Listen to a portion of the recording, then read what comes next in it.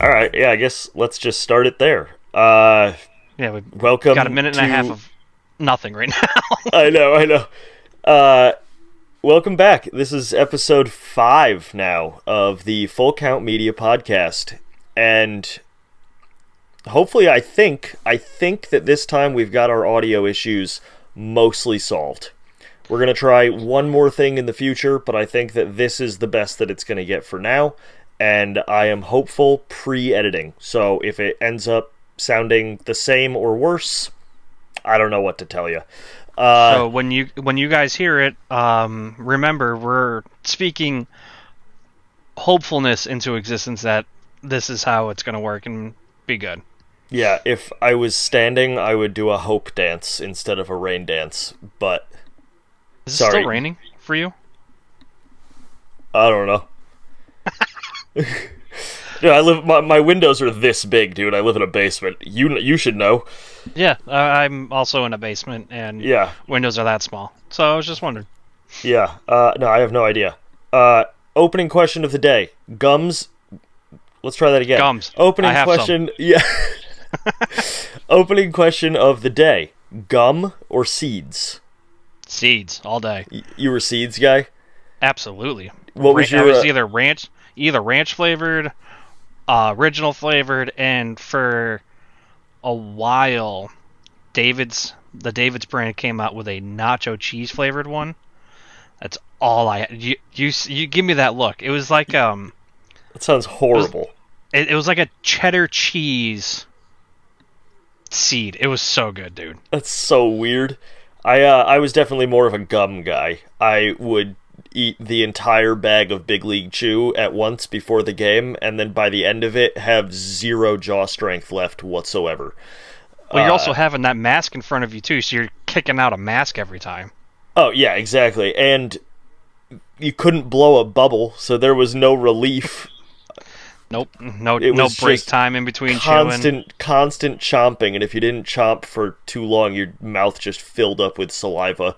And then you had to be the weird guy that lifted the mask, spit an entire glob of gum spit, and then acted casually and kicked the dirt over it.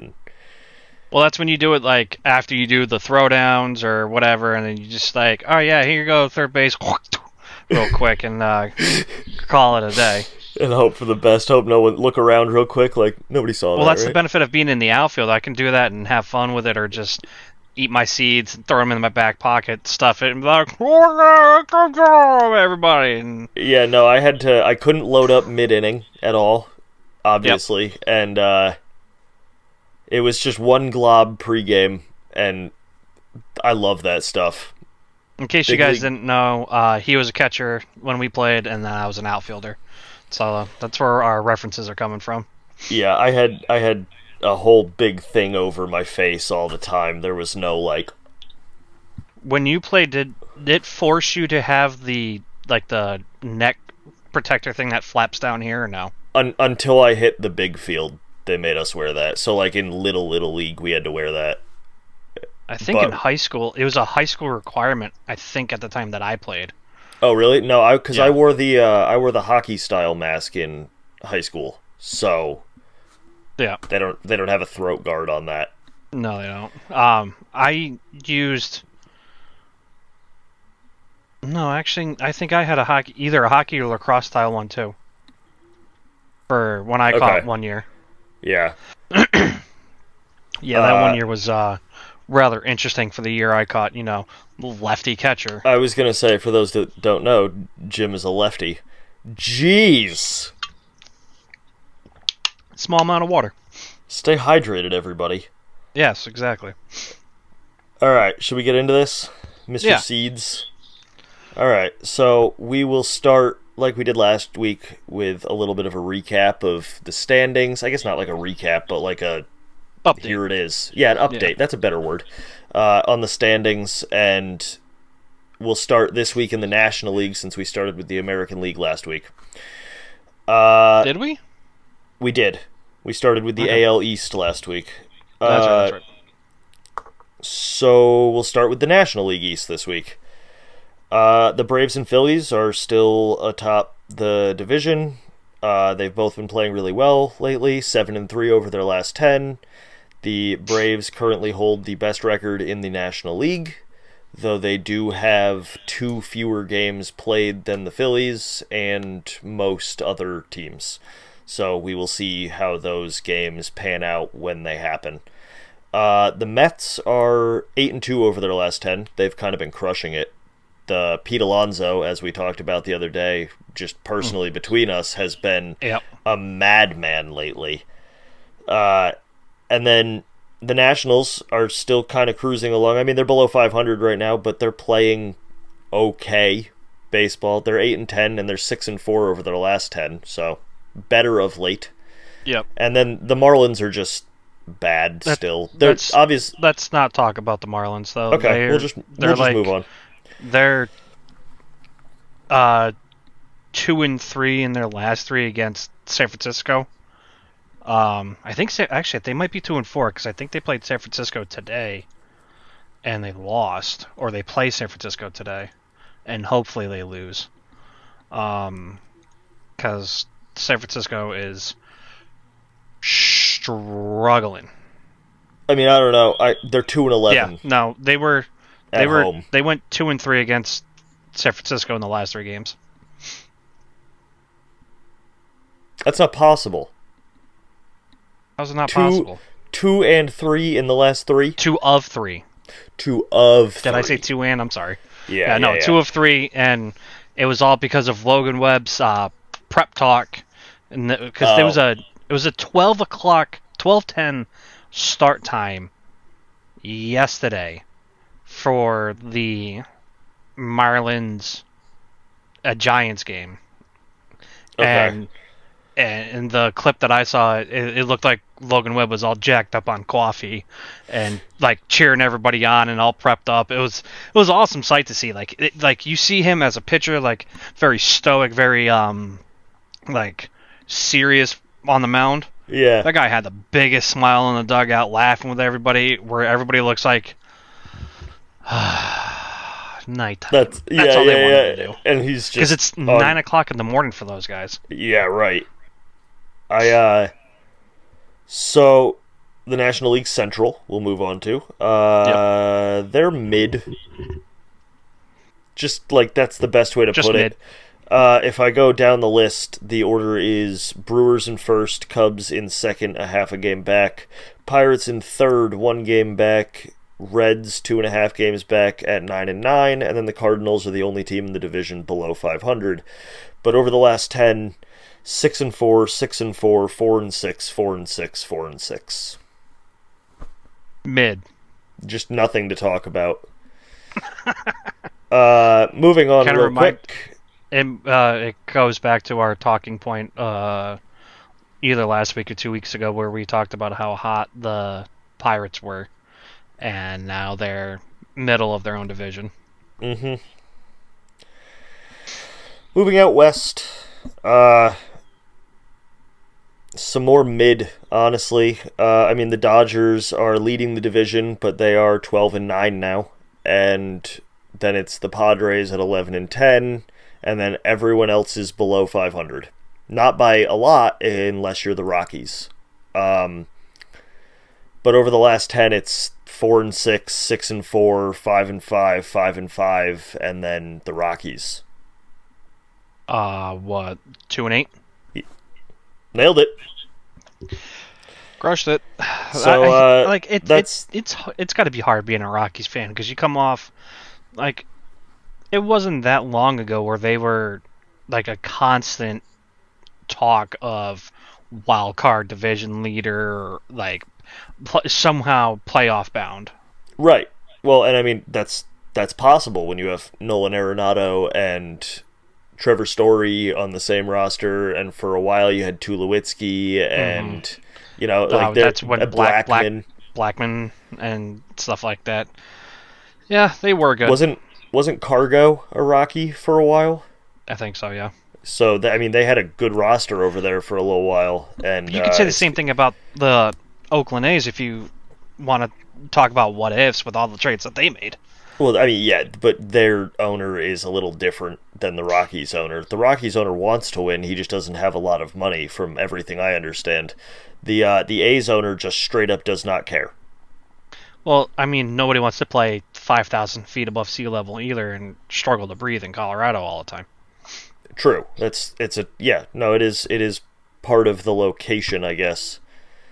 I wonder if they played in a dome, if the altitude would affect them that much comparatively if they played outside. Well, you could pump more oxygen in, so So yeah, you could maybe. you could get better breathing conditions, but you'd also lose some of the allure of Coors Field. You know what I mean? Like snow games. It's the only place you're gonna find snow games. Which, like, the players, ironically, from everything I remember hearing, they kind of love them. They're like, this is like a rain game, but 10 times With, better. yeah, it's fun to a degree, but It's also I cold. yeah, but it's like coming coming from me, I prefer it to be cold. I don't like hot days. I also think overall when I played myself, I did better in days that were colder than days that were very hot. So I guess I would kind of like the concept of that, but I don't want to struggle to breathe because of the altitude in Colorado.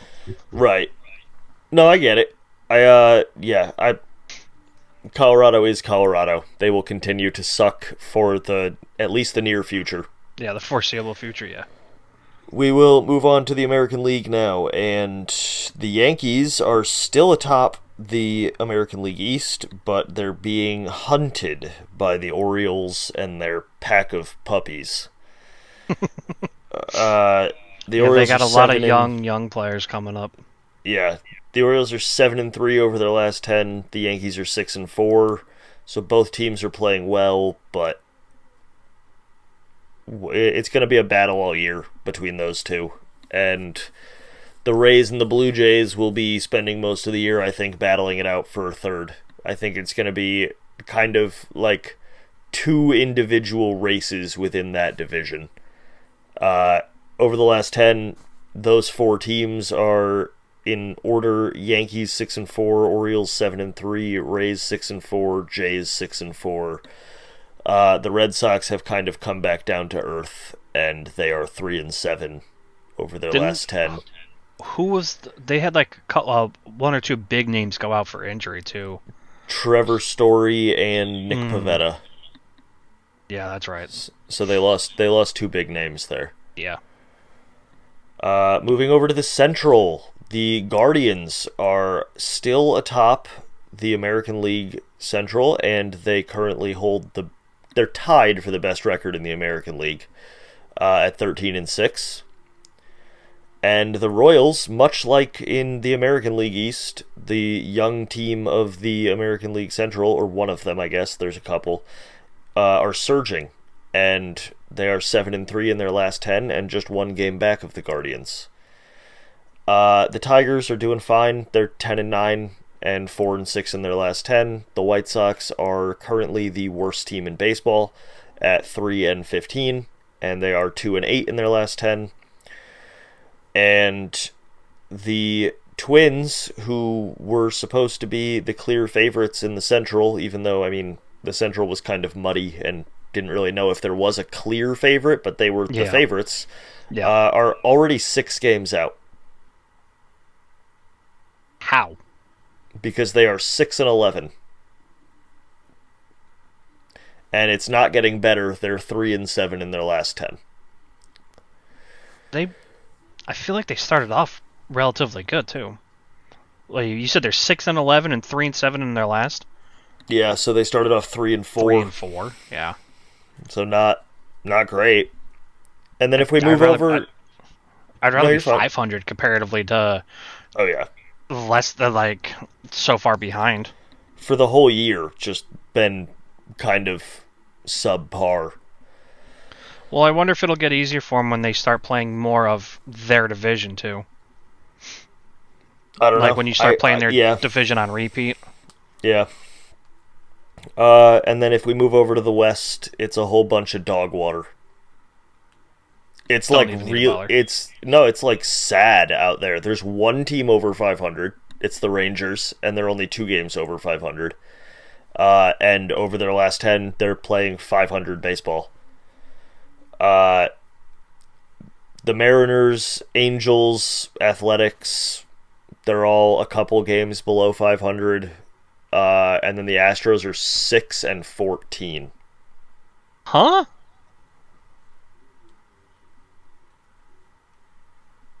Really? They are 6-14. They are notorious for slow starts, and They are. there really isn't that much competition in that division outside of the Rangers. And the Rangers aren't going to be competition seriously, like in terms of like record, like running away with it until after the All-Star break when they get all their pitching back. So the Astros have some time to find it, but they need to Maybe. start figuring it out because they've got, I mean, we're approaching May. Yeah. There's not endless time left. Yeah. I think once the All Star break hits and once a lot of teams come back to full strength, Mm-hmm. um, it'll be interesting to see how the second half of the season goes.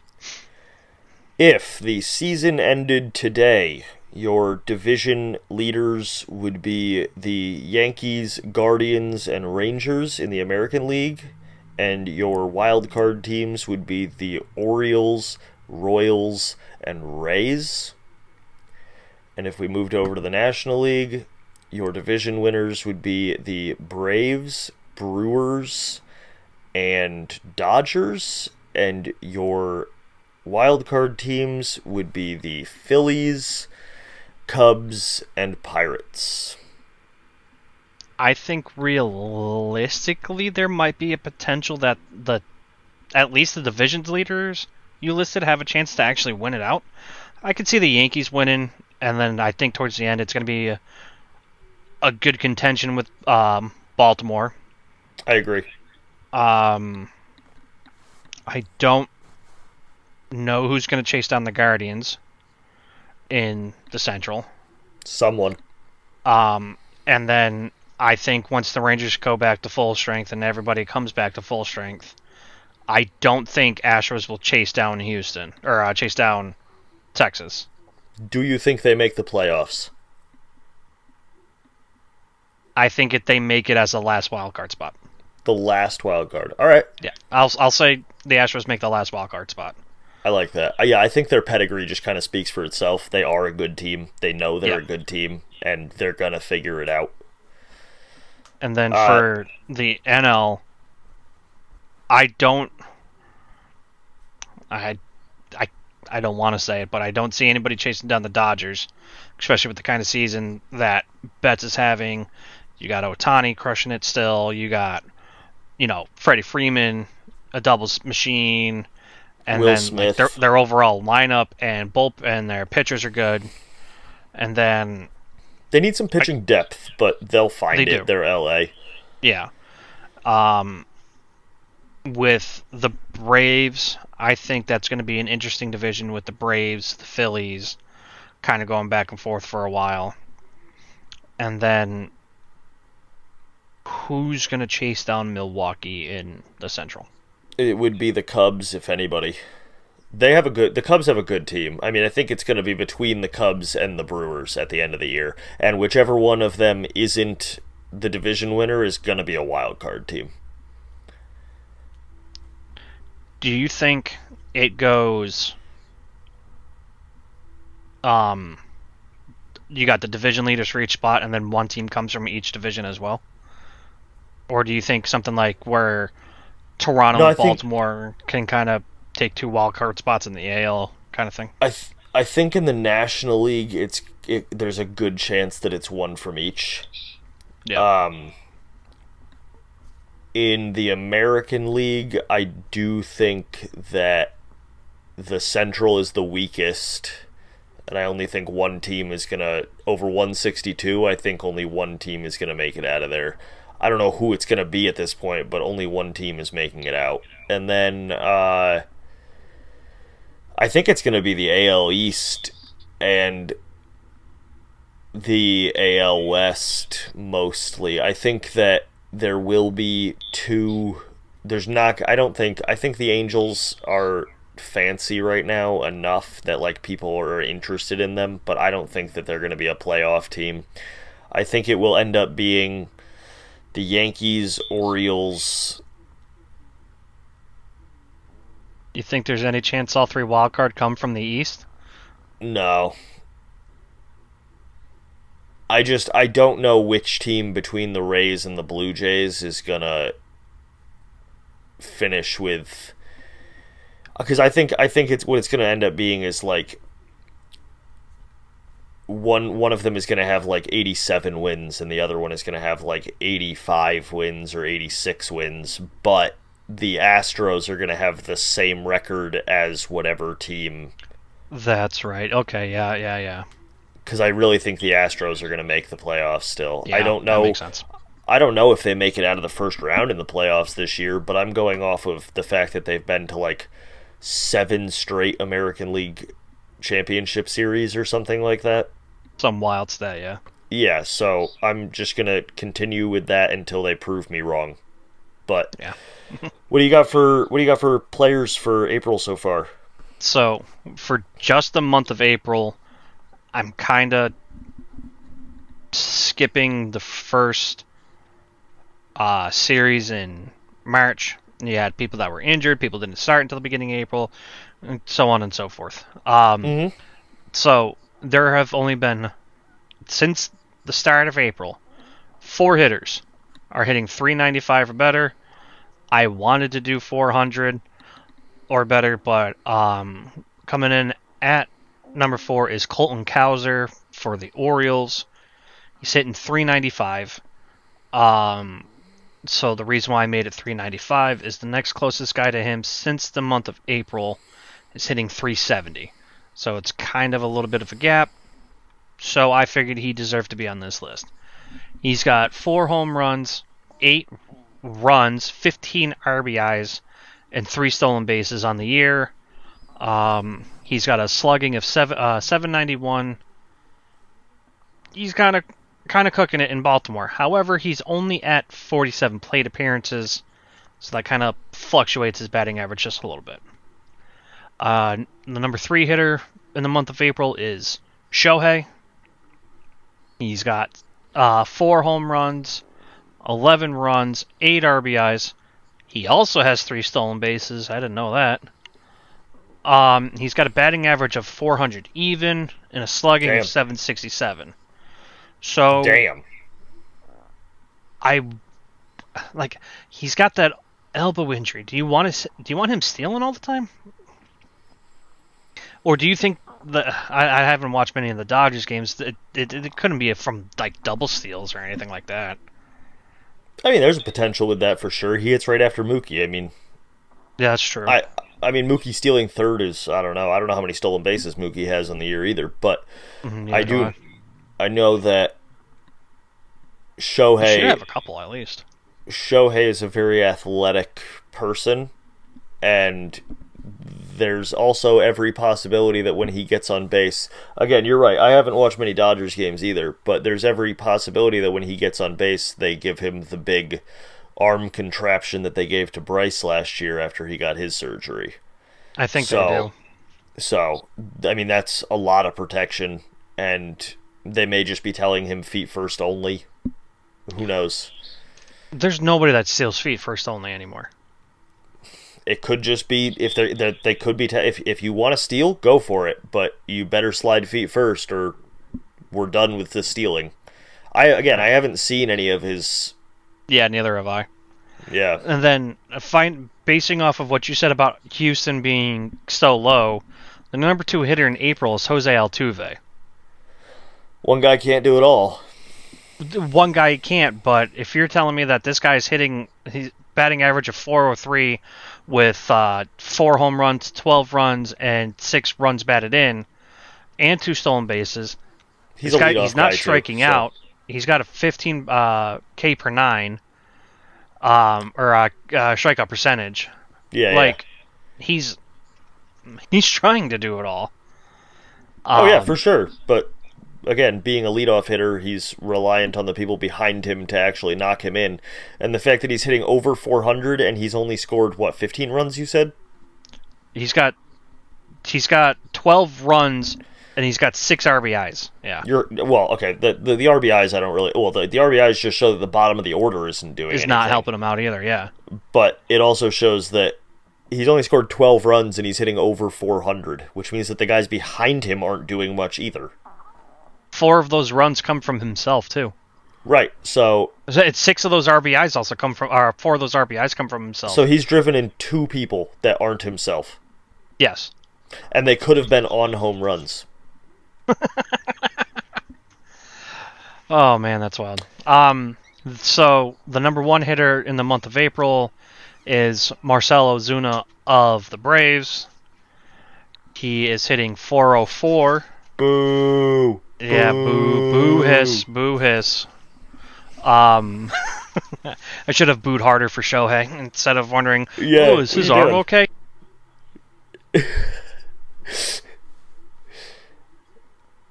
Uh-oh.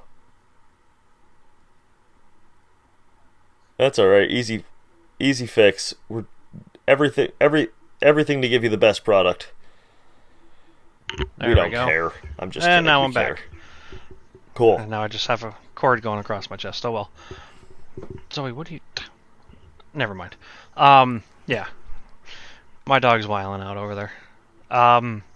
Yeah, he's got... Marcell Ozuna's hitting 404 with 7 home runs, 20 RBIs. Guy's just crushing it right now. He's got an 825 slugging in the month of April. Oh my god. Yeah, so Atlanta's kind of doing their own thing. And then in the month of April for pitchers, speaking of Atlanta, go ahead and give the boo birds again. Boo! Boo! You suck! Ronaldo Lopez is 2-0 with a .5 ERA in 3 starts. He's got 3 quality starts as well.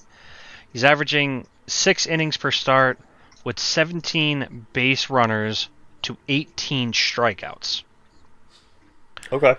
So if I can average less runners and more strikeouts, I'm not going to let up a lot many earned runs or have that many people on base in general either, which is not bad.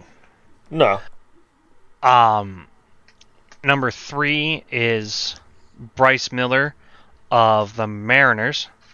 He's 3-0 with a .47 ERA with 3 quality starts. Has 19.1 or 19 and a third innings pitched, and has only 12 base runners to 18 Ks. Kind of a weird theme right now with everybody getting 18 Ks. Yeah. My other thing you is play the lottery. Yeah. Well, let's go play 18 on something. My other thing is, after looking over some of the stats and whatnot, the average innings pitched for a lot of pitchers is getting close to like somewhere between 5 1/3 and 6 1/3. Like, yeah. What happened to the days where guys won complete games, or you go 7 to the, and then you had the setup man in the 8th and the closer in the 9th, and like, yeah, analytics and stats and the game is different, but like, so I think a lot of it. So, and this is something that I've been thinking about a lot lately, and I wanted to dedicate a whole topic to on the future. So I won't go into it too deep, but I think that more pitchers are being developed as relievers now, instead of as failed starters moving out to the bullpen. So you have more quality across bullpen arms in baseball now. You don't need your starter to go 7 because you have 5 or 6 guys out there that you actually rely on.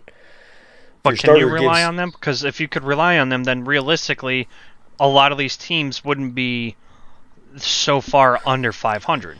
Of course, but I mean, is that also the starting pitching that's letting up those runs? I mean, a lot of starters right now have ERAs over 4 and 5. There's there isn't a ton of great pitching going on. The great pitching is being highlighted because there isn't a lot of it. So, yeah, I do think but it's something that I've been like seriously thinking about lately with the fact that pitchers are decreasing in their number of innings so severely, and I think yes, it has something to do with analytics and the third time through the order thing and everything like that, and the fact that batting averages go way up and whatever. But I do think that it also has something to do with the fact that they're developing more effective arms, or supposed to be developing more effective arms down lower now that are in the bullpen from day one. Right, I get that. So I think that there's a little bit of give and take there with that, and that might be an unpopular opinion, but yeah, so with the pitchers in April so far, the ones that have more than a comfortable 6 innings pitched on average, we got Jose Barrios for the Blue Jays. He's 2-0. He's got a .46 ERA. Okay. He's pitched 3 quality starts with 19.2 innings pitched. So, I mean, it's barely over that 6. It's 6.2 per start. 6 walks and 12 hits, and only 15 strikeouts. So, he's getting people on, but they're not scoring, which is I'm okay with. Right. Because like he's a sinker baller, right? Yeah. Okay. But like if you're gonna tell me realistically 18 people have stepped foot on a base and you struck out 15, but your ERA is only .46. What was that? So it's not a great ratio. It's not a great ratio, but if I can have my ERA be .46 and have that, I'm okay with that. Yeah, something's working. And then for some magical guy, Shota Imanaga for the Cubs is 2-0 with a 0 ERA. Yeah. 0. Yeah. He's got 3 starts. He's doing, on average, 6+ innings per game. He has got 11 total base runners allowed to 16 strikeouts. Only 11 base runners? He's 9 hits and 2 walks. Damn. Okay. So 9 potential chances for an earned run to happen. Well, I mean, home runs. Well, there's only let up 9 hits. Oh, true. Yeah, True. Right. So I was thinking 9 potential chances for an earned run. I was thinking like, well, every batter he faces is a every batter he chance. faces has he has a chance, but for stuff that has been contacted and recorded as hits, yeah, 9 people have hit the ball. None of those have scored. Damn. I don't know about the 2 unearned guys, the 2 guys that got the walk, if they scored or not, but regardless, No, that's still an earned run. A walk is an earned run? I thought it was an unearned run. No, a walk is earned. You let him on. Like, you gave him that base. It's not like it's an error in the sense that, like, it could have been prevented. That's on the pitcher. The pitcher let him on base. The error isn't on the pitcher. That's not his fault. He recorded an out. The fielder just didn't give him the out. So he gets an unearned run if either a run scores on an error or if a run scores as a result of an error. So like if a runner gets on base with 2 outs and it's on an error, and then the next guy comes up and hits a 2-run home run, only one of those runs is earned. Gotcha, okay. I thought a walk also kept the ERA down. No. So then, okay, 11 people touched base. Yeah. And haven't scored. So. Yep. Pretty darn good. Yeah. So. That's April's hot shots. Or whatever I just said. Yeah, the fact that this guy's got 3 starts with a 0 ERA. Yeah, it's pretty solid. For Chicago. The Cubs. Yeah. But like, we know. Like, so in the previous segment we talked about Atlanta because Atlanta's good, Yeah. We went back and forth about the Blue Jays being a middle of the pack team in the East. We glossed over the Mariners, and we glossed over the Cubs. Yeah. But they have the 4 best pitchers. We talked about Baltimore again, most likely securing the 2 spot, and they have the fourth best hitter in April. The Dodgers are always going to crush it. They got the 3rd best, and Jose Altuve. I don't expect anything less from him. I just would expect better out of Houston in general. I agree. I guess something just, like, noteworthy but not newsworthy is the last time we talked, Jackson Holliday was about to make his debut. Mm-hmm. And now he has a week of games under his belt, and he is 1 for 25 with 14 strikeouts. Didn't Colton Cowser come up with him too, roughly at the same time? Or About did he start? Did he start the? No, he didn't start the year with Baltimore, did he? Because Cowser's only got Cowser's got 14 games played. Babe, I need the charger real bad. We're professionals, guys. Yep. We can cut this part out. No, we're leaving it in. We're leaving this whole thing in. Okay. My headset almost died and my headset did die and I needed to plug it in. I'm like watching my battery life on this laptop drain in front of my eyeballs. Sorry, I don't know if that records. I hope it didn't. I did it again. I did the drop down. My phone's at 60%. I don't even know if she's coming. Babe. I need the charger really bad. Wrap it up. We can wrap up here instead if you want. Yeah, we could just do that. We'll save our topics for like a middle of the week episode or something like that. Yeah, so behind the scenes for a little delay, this is Thursday. It'll most likely come out tomorrow on a Friday. By the time you guys are watching this, hopefully it is a Friday. We're going to try to do a little bit more, and appreciate you guys watching. Check the links for gaming channel and other Instagram and social media stuff.